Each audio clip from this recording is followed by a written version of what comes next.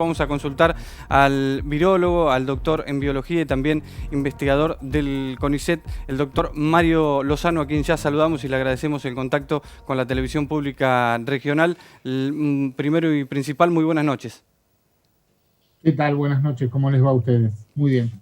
Bueno, muy bien, y consultarlo con estas cuestiones que decía, ¿no? Intentar poner un poco blanco sobre negro sobre tantas cosas que se dicen sobre el virus, o la vacunación, o los tratamientos alternativos que se van buscando y se van poniendo en marcha. En primera instancia, nos gustaría consultarlo, doctor, sobre el comportamiento del virus en casi un año de su aparición más fuerte, a casi un año de esta pandemia. Sí, es un virus que, como ustedes estaban reflejando recién, es muy engañoso, nos sorprende a cada paso y sobre el que no tenemos que dejar de mantener los cuidados que con tanto esfuerzo hemos aprendido durante este largo año 2020 y el comienzo de este 2021. Eh, el virus este virus tiene una característica particular que lo hace muy diferente a otros, y es que es muy contagioso aun cuando nosotros estamos infectados, pero no sentimos ningún síntoma de estar enfermos. Y más de la mitad de los casos de transmisión se ha demostrado que provienen de este tipo de transmisiones, de personas que no se sienten enfermas, pero sin embargo son contagiosas, porque tienen el virus, pero el virus no les está produciendo a ellos una enfermedad grave que puedan o ni siquiera una enfermedad leve que puedan detectar. Por esta razón, quienes no se cuidan porque creen que no están enfermos, pueden estarlo y son los vectores de transmisión viral más importantes y menos controlables. Y por lo tanto, todos tenemos que considerar que estamos enfermos, que somos potenciales contagiadores. Si hacemos eso, si entendemos que esa situación no es un desdén a como somos, no va en contra de nuestra representación social, sino por el contrario, nos convierte en actores principales de la lucha contra la pandemia. Si entendemos eso, vamos a frenar más rápidamente la progresión del virus. Ustedes fíjense que en Europa, en la temporada, cuando empezó la temporada de verano, el virus disminuyó su tasa de reproducción a muchísimo. Casi en muchos países no tenían casos diarios o tenían muy poquitos casos diarios durante el verano, a pesar de que se abrieron muchas actividades económicas y se relajaron comportamientos. Pero inmediatamente que empezaron los fríos, inmediatamente que la gente comenzó a estar más en espacios cerrados que en espacios abiertos, y al haber relajado las condiciones se encontraban sin cuidados personales y colectivos. Entonces se produjo esto que llamamos la segunda ola, que avanzó mucho más rápidamente que la primera y que ahora está poniendo en jaque los sistemas de salud más sólidos que tenemos en el mundo, incluso el de estados en Estados Unidos de Norteamérica, como el de California, que debe ser uno de los estados más ricos de todo el globo, y muchos países europeos también. En Sudamérica y en casi todo el hemisferio sur se está produciendo un rebrote no esperado, porque ese rebrote y esa segunda ola lo esperábamos más cuando empiecen las temperaturas invernales, los fríos, pero se está produciendo ahora, probablemente acompañado por la relajación que ha ocurrido en el mes de diciembre, producto mucho del cansancio de la gente después de pasar tanto tiempo con restricciones en todos nuestros países, pero también quizás hayan contribuido a algunos factores biológicos, como la presencia de algunas cepas más virulentas o que se transmiten en mayor proporción, pero seguramente los factores sociales han incidido muchísimo más que los factores biológicos en esta reaparición del virus que nos preocupa tanto en estos días, ¿no? Doctor, ya han aparecido las vacunas, muchos países, incluso la República Argentina, ya ha empezado a vacunar. Amén de las distintas formas y las distintas vacunas que existen, la Organización Mundial de la Salud dijo en las últimas horas que iba a ser prácticamente muy complejo obtener la inmunidad de rebaño en este 2021. Consultarlo, ¿cómo se obtiene esa inmunidad de rebaño? ¿Cuánto tiempo duraría con las vacunas ya en marcha, no? Sí, inmunidad de rebaño es un concepto que viene de la vacunología y que implica que si nosotros logramos proteger con vacunación a un porcentaje importante de la población, el virus que ingrese nuevo a esa población va a encontrar rara vez a muchas personas susceptibles y entonces rara vez va a producir un brote. Para este virus, con la tasa de multiplicación que tiene, se supone que con un 70% de la población protegida, por lo tanto vacunada, deberíamos poder contener cualquier brote. O sea, cualquier brote que se produzca sería de fácil contención. Y para lograr eso, la verdad es que la Organización Mundial de la Salud debería dejar de ser un relator de lo que sucede y actuar mucho más proactivamente, porque hasta ahora lo que estamos viendo es que los países más ricos se están haciendo de stocks de vacunas que superan a su población con creces, en cantidades que son increíbles cuando uno las escucha. Canadá, por ejemplo, ha conseguido vacunas que permitirían vacunar a 5 veces su población. O sea, podrían vacunar en el 2021 a 5 Canadás enteros con las vacunas que han conseguido. Eso quiere decir, sobre todo poniéndolo en el prisma de la restricción que va a haberse para la producción, ¿no?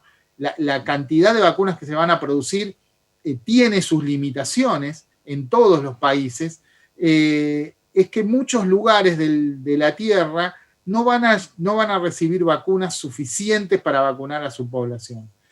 Y eso es un riesgo, no solo es una injusticia social, no solo es una injusticia en términos humanos, sino también es un riesgo a la salud de toda la población del mundo, de los que se están vacunando y de los que no se están vacunando.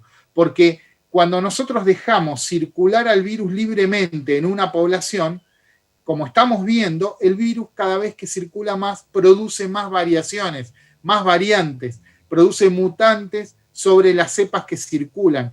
Y los mutantes que aparecen no siguen una dirección y un sentido que podamos predecir. Pueden aparecer al azar algunos mutantes que escapen a la protección que nos da la vacuna actual. Y si eso sucede, un virus que no responda a la vacuna, o sea que a pesar de estar vacunados el resto de la población, nos infecte y nos produzca enfermedad, va a generar una nueva pandemia.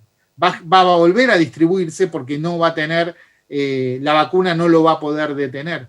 Y si esta pandemia sucedió porque hace apenas un año, en un lugar muy localizado del mundo, en Wuhan, en China, empezó a distribuirse un virus que estaba originalmente en animales, en murciélagos, y quizá pasó por otros anfitriones secundarios en su momento, pero llegó a unos pocos humanos.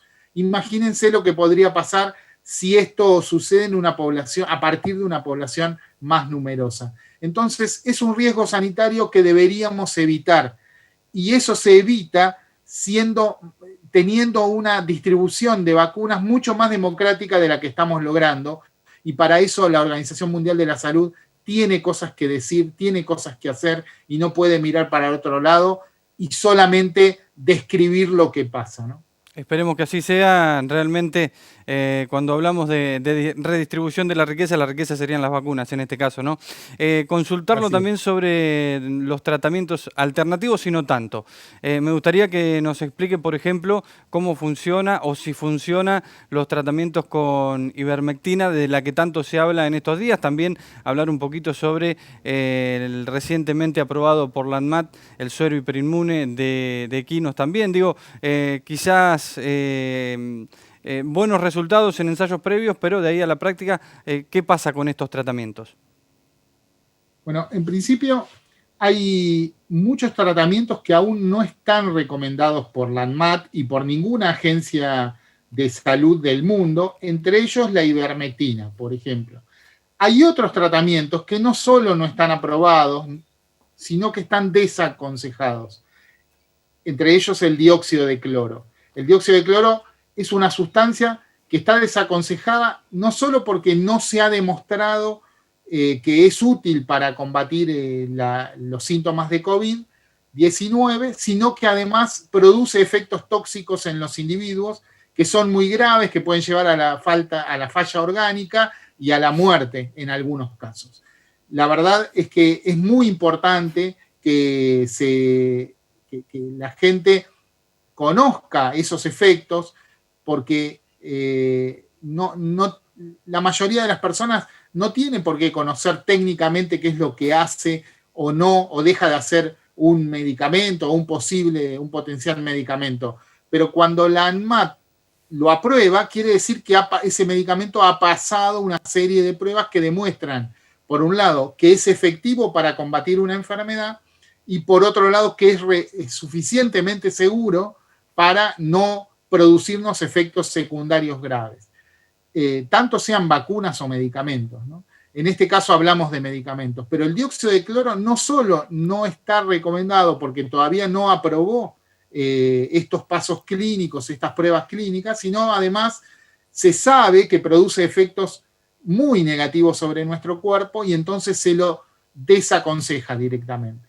Uh-huh. Por otro lado, la ivermectina, que es una droga que tiene un uso en salud pública, es un antiparasitario, se está ensayando en ensayos previos con muy pocas personas, 45 personas, mostró que fue capaz de disminuir la eliminación de virus de las personas, lo que quiere decir que probablemente disminuya la carga viral en nuestro cuerpo, la cantidad de virus que recorre nuestro cuerpo cuando estamos enfermos, pero para hacerlo, esas personas tuvieron que ser inyectadas con dosis de mucho más alta concentración de ivermectina que la que se usa normalmente en el tratamiento aprobado antiparasitario. Entonces ahora lo que hay que hacer es probar dos cosas. Primero, que esa disminución de la carga viral que produce está asociada con una mejora en nuestro estado de salud, o sea, con una mejora en la sintomatología